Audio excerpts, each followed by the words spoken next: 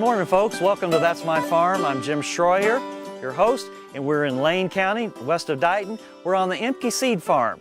And today we're going to be talking with Vance and Louise and Layton and Tanner, the boys that have come back to the farm. And we're going to be talking about their family operation, which is mainly wheat, triticale, row crops, and fallow. And I think you're going to enjoy this program, folks, so stay with us. We'll be right back.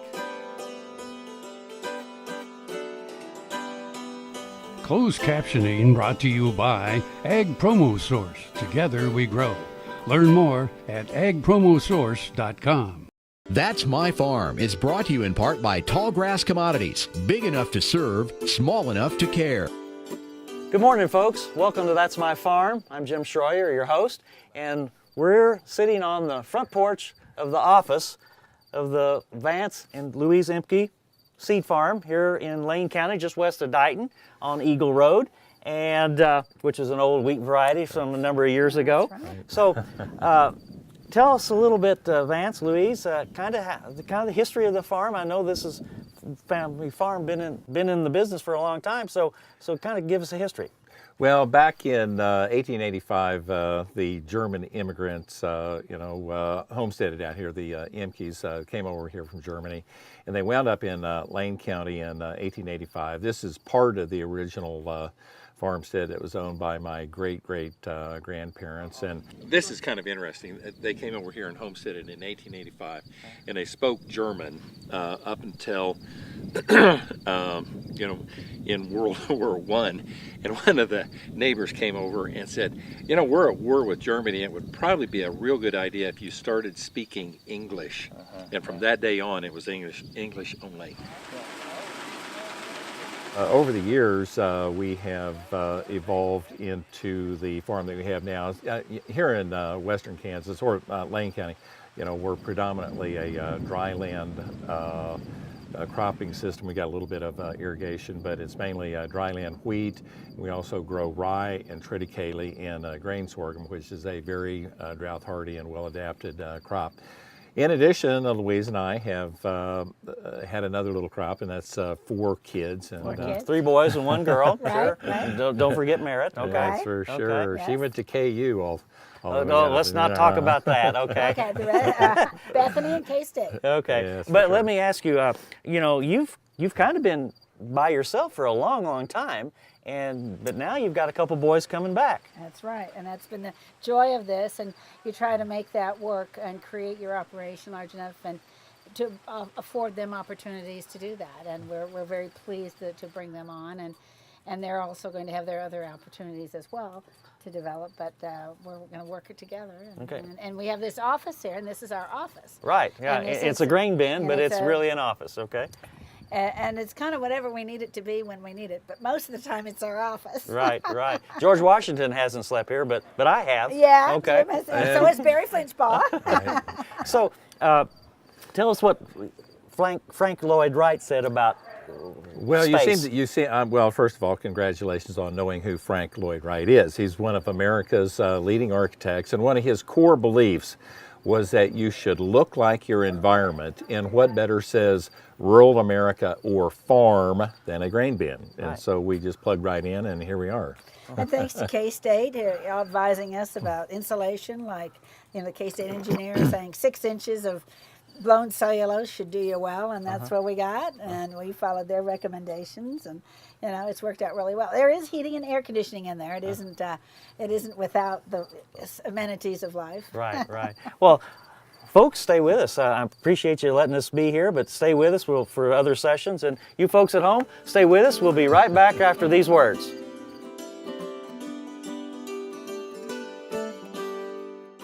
To see this show and past episodes of Ag AM in Kansas, go online to agamnkansas.com.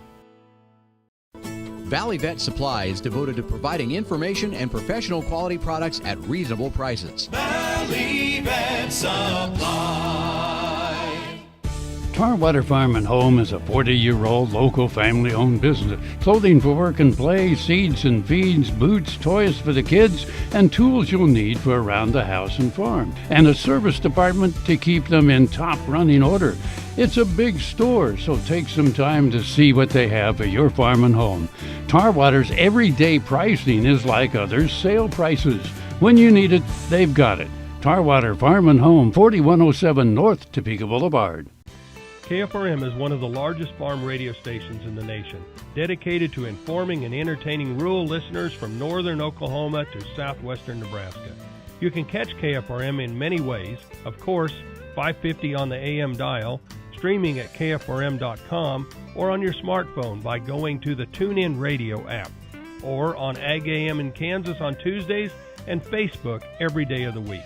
KFRM, tune us in. You'll be glad you did.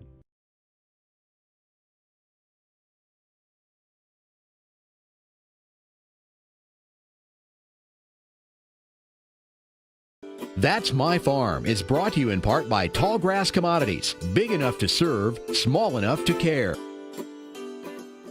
Welcome back to That's My Farm. I'm Jim Shroyer. We're on the Vance and Louise Ehmke Farm here in Layton County, just west of Dighton, and we're inside the grain bin. And this isn't your normal grain bin, folks. And with us we have Vance and Louise, like I said a second ago, and they're going to tell us a little bit about how they designed and how they put all the decorations together, because there's some really interesting stuff in here, starting with that flag up there. So one of you take it away. Okay, anyway, the name of our farm at the FSA office is 34 Star Farms, and we thought, well, we ought to have a 34-star flag. That flag right there was used in 1861, 62, and part of 63. The significance of 34 star is that Kansas became the 34th star on the flag. So we are the 34th state, and that's why we were excited to get that. As well. Yeah, this is a working farm building, and as you can say, see it is working, got a lot of stuff laying around here, but to kind of pigeonhole all of our scale tickets, Louise was down in Garden City at an antique store and got this antique rail car mail sorter, and we had our scale tickets made to fit the holes. But that was from southeast Kansas, and then the postal people would ride along on the train and sort the mail from one town For the to little next. towns in southeast Kansas.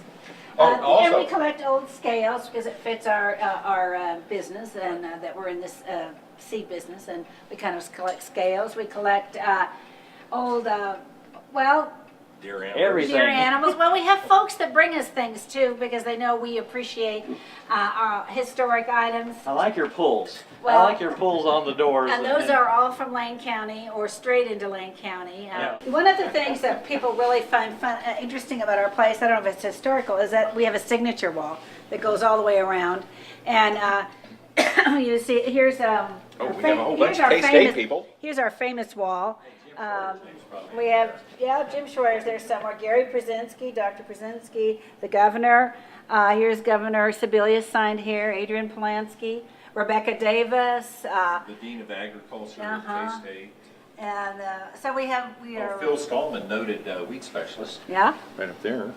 There's Jim. Here's Jim Schroyer There's Jim right Schroyer there. right There's there. Jim Schroyer right there. Some people like our ceiling a lot, and it is just tongue and groove. The old car siding in a truck, in the back of old trucks, would be car siding.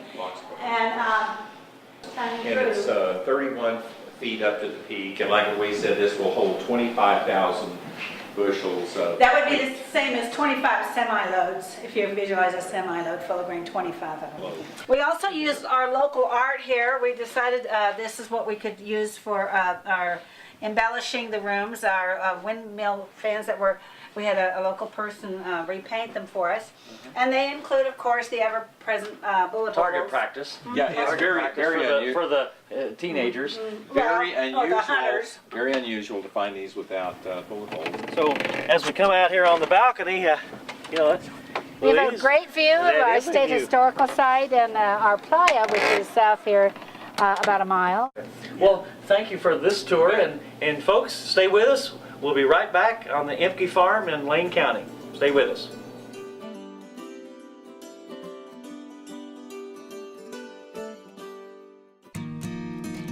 We do business with Blueville because of the quality of their work. It is excellent quality, and because they make a commitment to their customers. We enjoy the benefits of hiring a good company to help us maintain this home. We will always do business with Blueville. We have for many, many years, and there's no reason for us to look for any other service.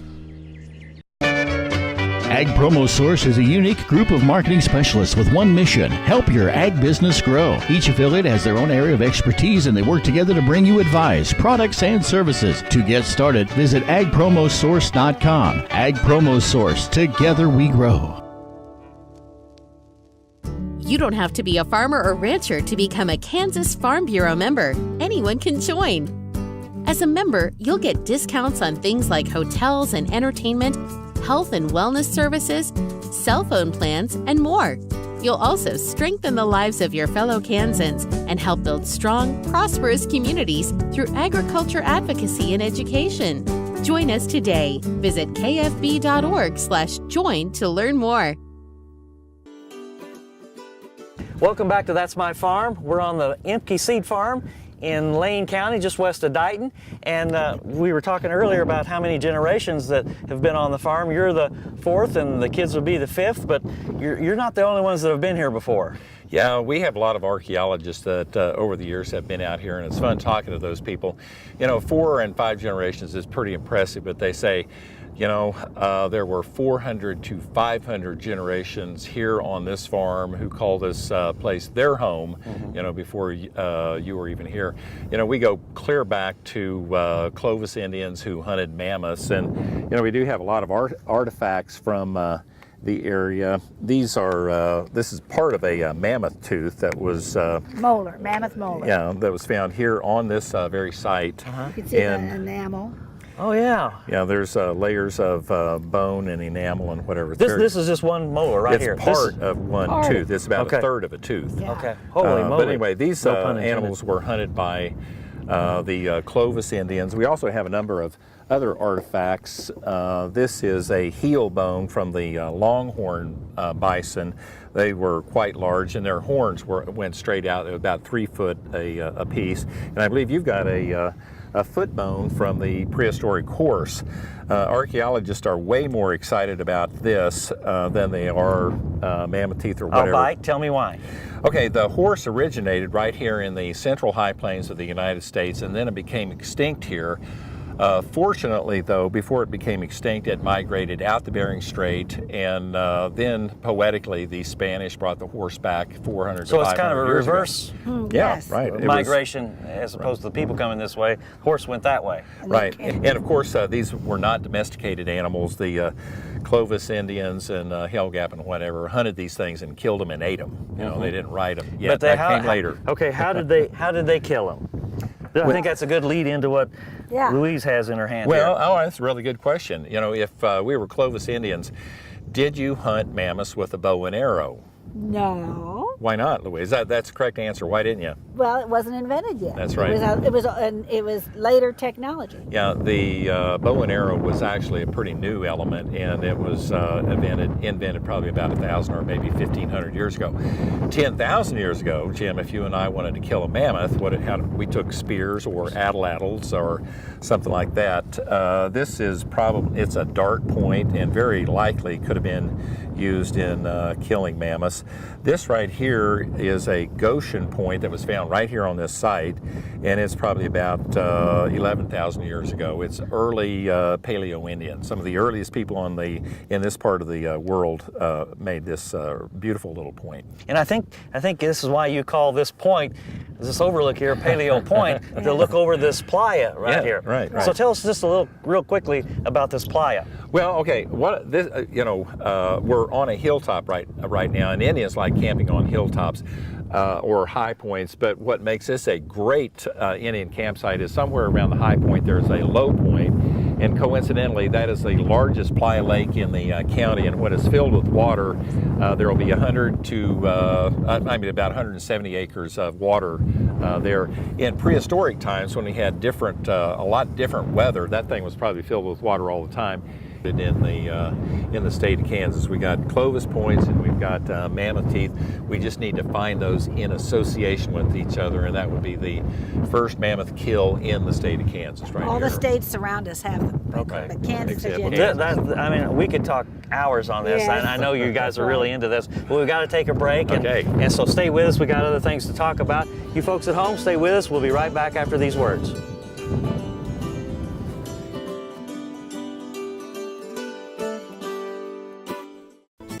KFRM is one of the largest farm radio stations in the nation, dedicated to informing and entertaining rural listeners from northern Oklahoma to southwestern Nebraska.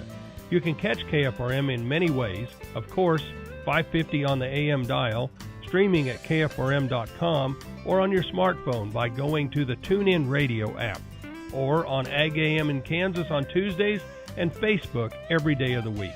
KFRM, tune us in. You'll be glad you did. Hi, I'm Kim Mandarin with Hardy Insurance. I'm here to help you with all of your farm and ranch needs. When it comes to protecting your operation and your family, you need a name you can trust at a price you can afford. Call me today or visit hardyaviationins.com.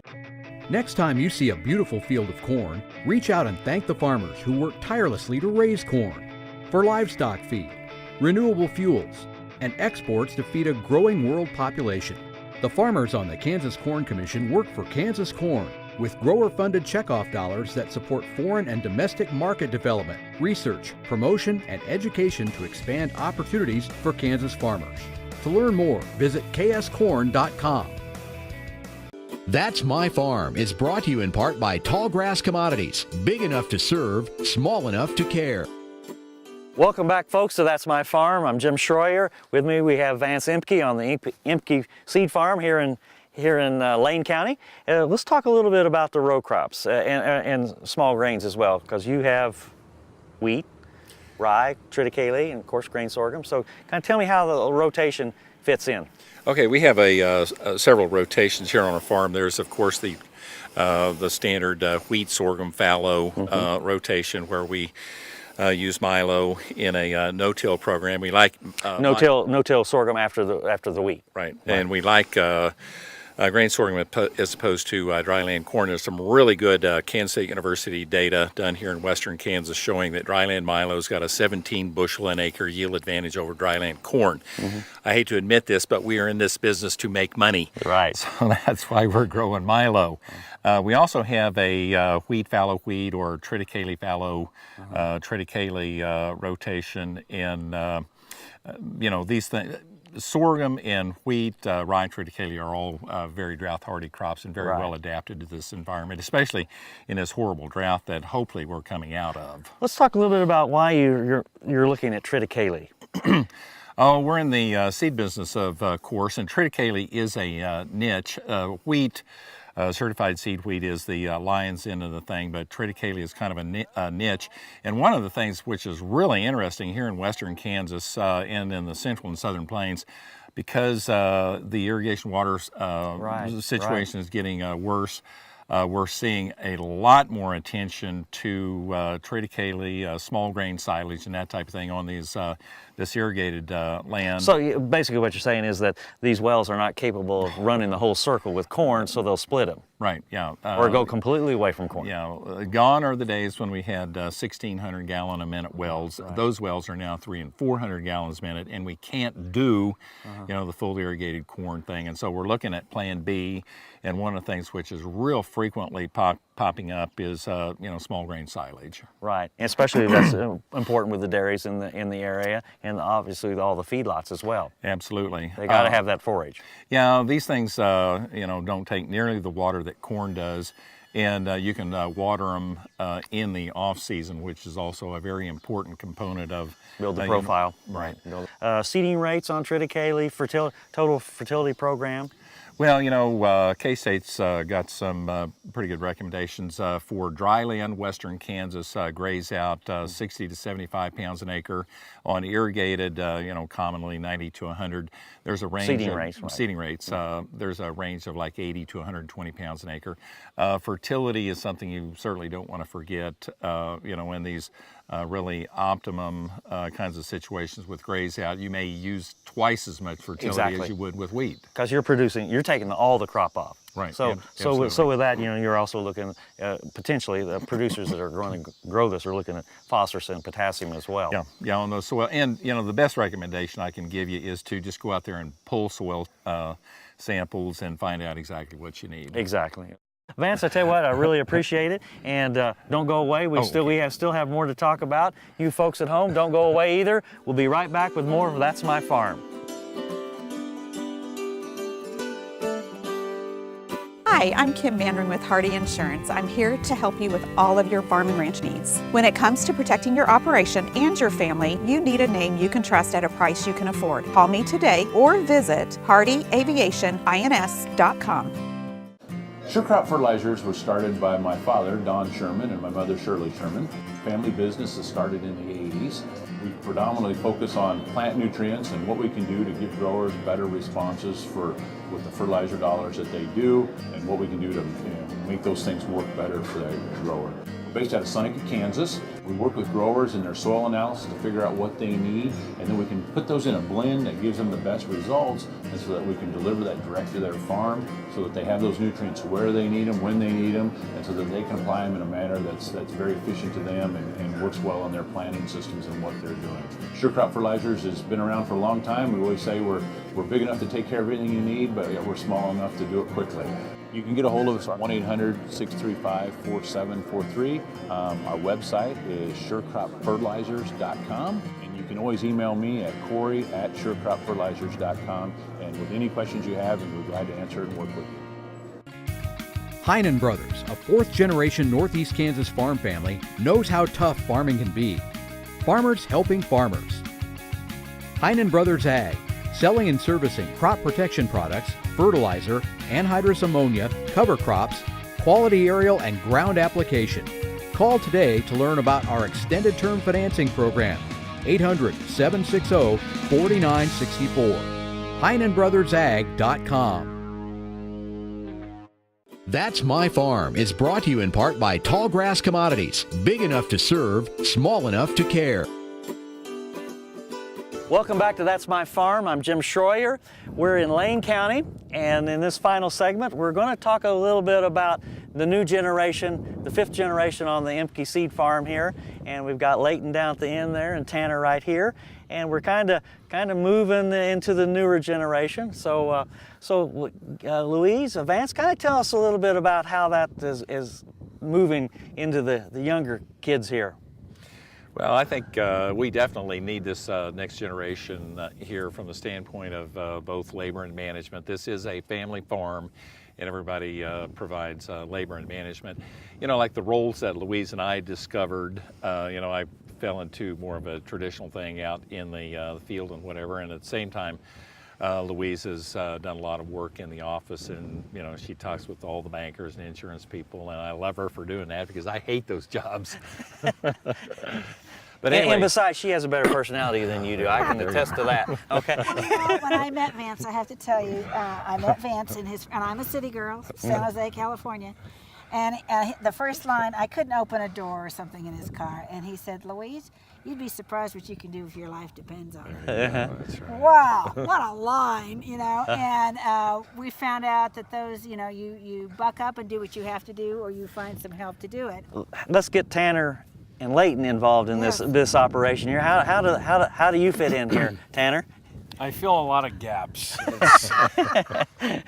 That's my job description. It's gap filler. But Okay. I mean, a lot of driving tractors and then and all that, checking fields and things like that. But our main focus, obviously, with the seed business is we got to work with customers and inventory and things like that. And so I've gravitated towards doing a lot of that during the summer, working with customers and filling their trucks, and it's a lot of personal communication that's going on there. Personal touch there, huh?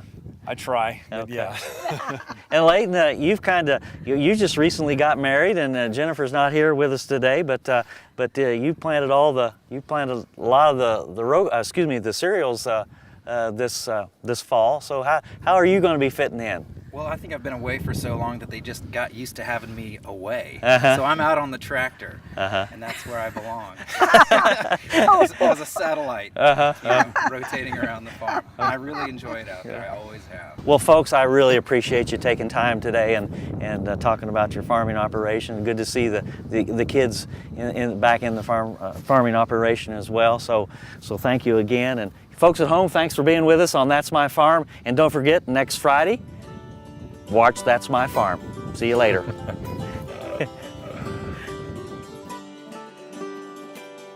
Closed captioning brought to you by Ag Promo Source. Together we grow. Learn more at agpromosource.com.